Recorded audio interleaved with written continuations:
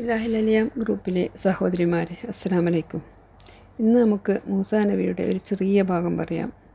എല്ലാവർക്കും അറിയുന്ന കാര്യങ്ങൾ പറയാതെ ശ്രദ്ധിക്കുന്നുണ്ട് ഇൻഷാ അല്ലാഹ്.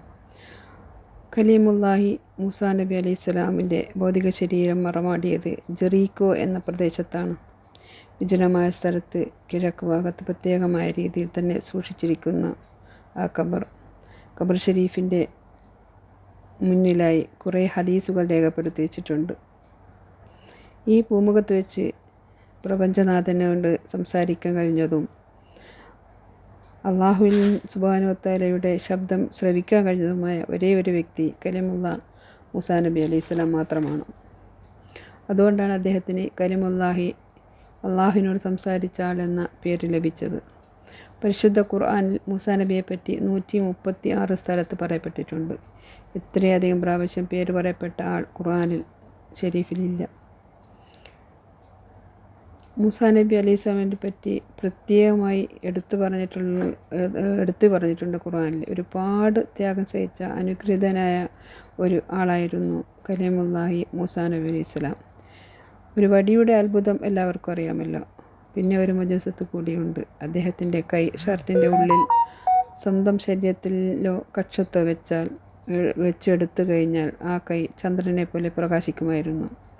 ആ കൈ വീണ്ടും ഷർട്ടിൻ്റെ ഉള്ളിൽ ശരീരത്തിൽ വെച്ചാൽ അത് കെട്ടുപോവുകയും ചെയ്യും, അണഞ്ഞു പോവുകയും ചെയ്യും. ഇത് പരിശുദ്ധ ബൈബിളിലും ഇതൊക്കെ പറയപ്പെട്ടിട്ടുണ്ട്. വേദഗ്രന്ഥം നൽകപ്പെട്ട പ്രവാചകന്മാരിൽ ആദ്യത്തെ ആളാണ് മൂസാ നബി അലൈഹി സ്വലാം. 120 വർഷം ഈ ഭൂമിയിൽ ജീവിച്ചു. അവസാനം 120-ാം വയസ്സിൽ റൂഹ് പിടിക്കാനായി അസ്രായിൽ വന്നപ്പോൾ മൂസാ നബി അലൈഹി സ്വലാമിനോട് പറഞ്ഞു, മൂസ, താങ്കളുടെ ആയുസ് തീർന്നിരിക്കുന്നു, ഇനി അള്ളാഹുലേക്ക് മടങ്ങുക, അള്ളാഹുവിൻ്റെ വിളിക്ക് ഉത്തരം നൽകുക. ഇത് കേട്ടുടനെ കോപം മൂത്ത് മാലാഖയുടെ മുഖത്തടിച്ചു, അസ്രായിലിൻ്റെ മുഖത്തടിച്ചു. അസ്രായിൽ അള്ളാഹുവിൻ്റെ അടുത്ത് ചെന്ന് പറഞ്ഞു, അള്ളാഹുവേ, മരണം താല്പര്യമില്ലാത്ത ആളെ അടുത്താണോ എന്നെ അയച്ചത്? എൻ്റെ സംസാരം ശ്രമിച്ച വ്യക്തിയാണല്ലോ എന്നുള്ള ഒരു പരിഗണന വെച്ചാണ് ഞാൻ ഒന്നും ചെയ്യാതെ പകരം വീട്ടാതെ തിരിച്ചിങ്ങോട്ടേക്ക് പോകുന്നത്. അള്ളാഹു സുബ്ഹാനഹു വ തആല പറഞ്ഞു, നീ പോയി മൂസയുടെ അടുത്ത് പോവുക.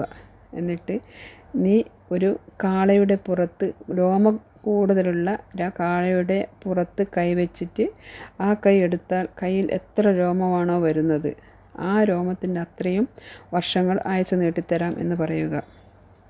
അങ്ങനെ അസ്രായിൽ മൂസാ നബി അലൈഹി സ്വലാമിൻ്റെ അടുത്ത് പോയി ഇതേപോലെ പറഞ്ഞു. ഇത് കേട്ട മൂസാ നബി പറഞ്ഞു, ആ വർഷങ്ങൾ കഴിഞ്ഞാലോ? മരണം ഉറപ്പാണ്. അസ്രായിൽ പറഞ്ഞു, മരണം ഉറപ്പാണ്. അപ്പോൾ മൂസാ നബി പറഞ്ഞു, എന്നാൽ ഇപ്പം തന്നെ എൻ്റെ റൂഹിനെ പിടിച്ചോളൂ. അള്ളാഹുവെ, ബൈത്തുൽ മുഖദ്ദസിൻ്റെ അടുത്ത് നിന്ന് എന്നെ മരിപ്പിക്കണേ എന്നുകൂടെ പ്രാർത്ഥിക്കുകയും ചെയ്തു. ബൈത്തുൽ മുഖദ്ദസിൽ നിന്ന് അകലെയല്ലാതെ ഒരു ചുവന്ന കുന്നിൻ ചെരുവിൽ വെച്ച് വഫാത്തായി. മിറാജിൻ്റെ രാവിൽ മുത്തുനബി അലൈഹി സ്വലാം അവിടെ എത്തുകയും നമസ്കരിക്കുകയും സിയാറത്ത് ചെയ്യുകയും ചെയ്തു എന്ന് ഹദീസിൽ കാണാം. ഇന്നത്തെ ചോദ്യം, മൂസാ നബി അലൈഹി സ്വലാം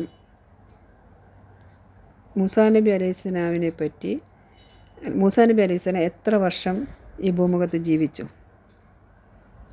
ഇതാണ് ചോദ്യം.